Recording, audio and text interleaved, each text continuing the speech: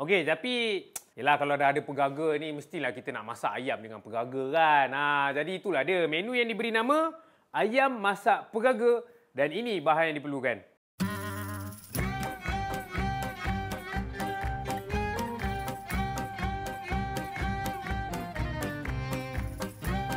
Alright, jadi itu je sebenarnya. Memang tak susah pun. Pegaga ni, ini selalu orang pandang rendah lah kat pegaga ni kan. Kadang-kadang orang selalu buat ulam je, makan macam tu pun memang sedap. Saya pun memang suka buat ulam untuk kita punya pegaga ni. Tapi sebenarnya untuk pegaga ni, kita boleh gunakan dia dalam masakan. Kita boleh buat untuk masak lemak, kita boleh buat rendang pun boleh sebenarnya. Rendang daun, kita boleh masukkan daun pegaga. Sebab khasiat dia banyak kat dalam ni. Dan rasa dia pun sedap. Mana yang suka makan ulam-ulam tu, anda boleh cuba pegaga. Okey, jom untuk langkah yang pertama, kita nak kena masak dulu kita punya ayam dan juga bahan-bahan yang lain lah. Okey, cuma saya nak kisarkan sedikit kita punya bahan. Okey, yang pertama kita nak kisarkan adalah kita punya bawang. Okey, kita masuk dekat dalam ni, kita punya bawang putih. Right? Dan untuk resipi ni dia memang istimewa sikit. Ada orang panggil resipi ni macam masak diraja. Tapi kalau macam saya lebih suka kita panggil dia masak pegaga lah. Sebab kita memang guna pegaga. Seterusnya kita masukkan buah keras. Buah keras ni kalau untuk dalam masakan, siapa yang tak pernah cuba makan, tak pernah cuba untuk masakan, boleh cuba buat. Kalau buat sambal pun boleh letak sikit buah keras kat dalam tu. Dia punya rasa tu dia akan jadi macam lemak-lemak kacang almond. Kacang almond tu, kacang almond nak beli mahal, beli ni buah keras ni lagi murah sebenarnya. Okey, dan seterusnya kita punya lengkuas lengkuas bersama dengan halia. Okey, kita potong lengkuas dahulu. Okey, potong macam ni, bagi kepada 4, masuk dalam blender. Seterusnya halia.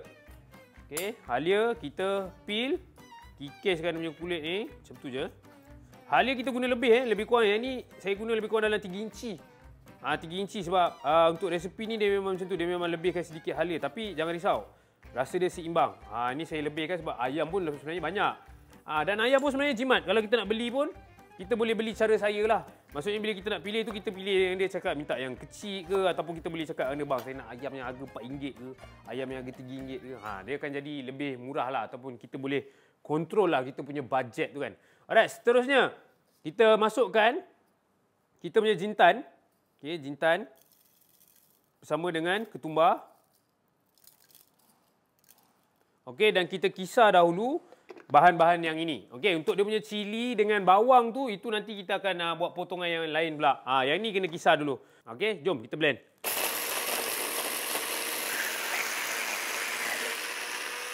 Alright, macam tu je. Okey, saya tengok hasil dia. Dia kering. Lepas tu bila kering, bila kita nak masak, kita nak tumis, dia tak perlukan masa yang lama untuk bagi dia masak. Betul tak? Sebab dia memang betul-betul dah kering. Okey, sekarang ni kita boleh masukkan minyak dekat dalam kuali. Dan kita masukkanlah bahan yang kita dah kisarkan ni ke dalam kuali. Jintan manis, jintan putih, halia, lengkuas, bawang putih. Okey, masuk terus. Kacau dia, bagi dia layu sikit lah bagi dia layu. Seterusnya, kita nak bagi layu je, bukan nak bagi dia perang Sebab kalau bagi perang sekarang, ayam tak masuk lagi, dia dah perang dulu lah. Okey, jadi bila dia dah layu macam ni, kita masukkanlah kita punya ayam yang dah dipotong kecil sedikit ni. Okey, ayam ni kita dah potong kepada lebih kurang dalam 6 bahagian. Masuk terus. Okey, bagi dia masak bersama dengan bahan kita ni. Dan ini adalah salah satu cara untuk percepatkan anda punya ayam tu masak. Sebab apa? Kita masuk daripada awal. Kadang-kadang ada orang dia suka masukkan ayam tu hujung-hujung. Boleh je, tak ada masalah. Cuma bila hujung-hujung tu dia jadi macam, yelah nak kena tunggu bahan lain dah masak. Sekarang nak kena tunggu ayam pula masak. Sekarang ni kalau kita masuk sekali jalan, kita boleh tumis sekali bahan-bahan kita dan ayam tu pun dia akan jadi masak jugalah. Okey, kacau sikit. Seterusnya, kita boleh hirislah kita punya bawang. Bagi separuh. Lepas tu potonglah 4 bahagian. Macam tu. Masuk terus dalam kuali. Kita pakai je apa pun, bawang tu pun boleh jadi sebagai sayur untuk lauk kita jadi janganlah rasa macam alamak, tak ada brokoli lah, alamak, tak ada sawi lah, macam mana nak masak ni bukan.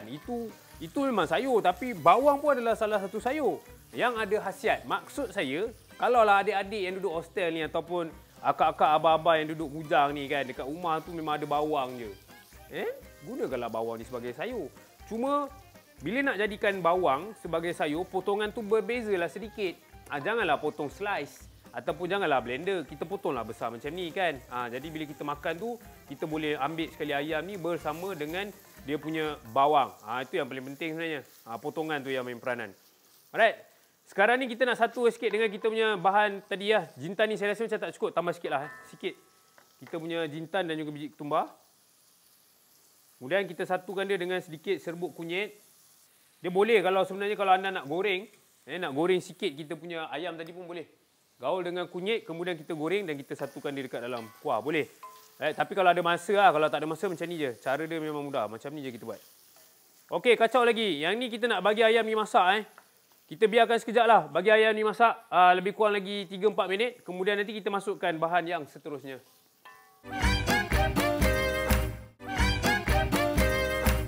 Baik, inilah dia hasil dia. Ayam kita ni ada yang dah masak tapi ada lagi yang belum masak. Tapi jangan risau, yang paling penting dia dah half cook ni. Okey, kita biarkan dia sekejap masak dan kita boleh tambahkan sedikit air dekat dalam ni. Okey, masuk air. Sebab saya ada gunakan santan. Jadi kalau nak masukkan santan ni, kita kena satukan dia bersama dengan air lah. Kalau dia punya nisbah pula, biasanya kalau saya suka masukkan mungkin lebihkan air sikit. Okey, ataupun dia bergantung pada banyak mana lah kita punya santan. Macam ni, 2 air, 1 santan. Okey, sebab saya nak bagi dia tak pekat sangat, bagi dia coy-coy sikit je. Biasanya juga kalau dah masukkan air, kita boleh besarkan sedikit api dan dalam masa yang sama, kita clearkanlah kerak-kerak yang bawah ni. Okey, sebab ini adalah kerak daripada rempah tu. Okey, bahan-bahan yang kita dah tumis dan juga dia punya stok ayam tu. So, bila kita buat macam ni, dia punya rasa tu akan lagi keluar. Jangan takut. Kadang orang ingatkan hangit kat bawah tu. Bukan hangit. Kalau hangit, dia akan keluar bau. Itu beza dia. Kalau hangit tu, dia akan keluar bau. Tapi kalau tak ada bau, tak ada bau terbakar tu, maksudnya boleh pakai lah. Alright, seterusnya dah masukkan air. Kita boleh masukkan kita punya cili. Okey, cili ni kita bagi kepada 2. Potong separuh je. Dia nampak macam apa? Lauk kenduri lah kan. Ataupun orang tengok macam kari. Biasanya kari yang kita makan cili macam ni je kan. Bagi 2 untuk nampak cantik masakan kita. Satukan bersama dengan kita punya sos tiram. Okey, dan saya letakkan sedikit. Ini dia. Rahsia dia untuk bagi kesedapan. Rempah garam masala. Nampak resepi ni istimewa. Sebab garam masala ni saya tahu tak ramai orang pakai. Okey, tak ramai orang pakai garam masala, tapi kalau jumpa pakai. Garam masala ni memang sesuai kalau kita nak buat untuk marination perapan. Kalau anda masak kari, letak sikit garam masala bersama dengan serbuk kari tu, dia punya rasa tu akan jadi berbeza lah. Sesuatu yang unik yang anda rasa macam wow. Impressive. Macam tu lah kan. Okey, jadi seterusnya kita punya asam keping. Masukkan je. Dan kita boleh masukkanlah ini kita punya pegaga ni. Okey, kita potong sikit lagi. Ini panjang, kita bagi sekecil lagi. Masukkan dalam kuali kita. Bagi dia masak dulu.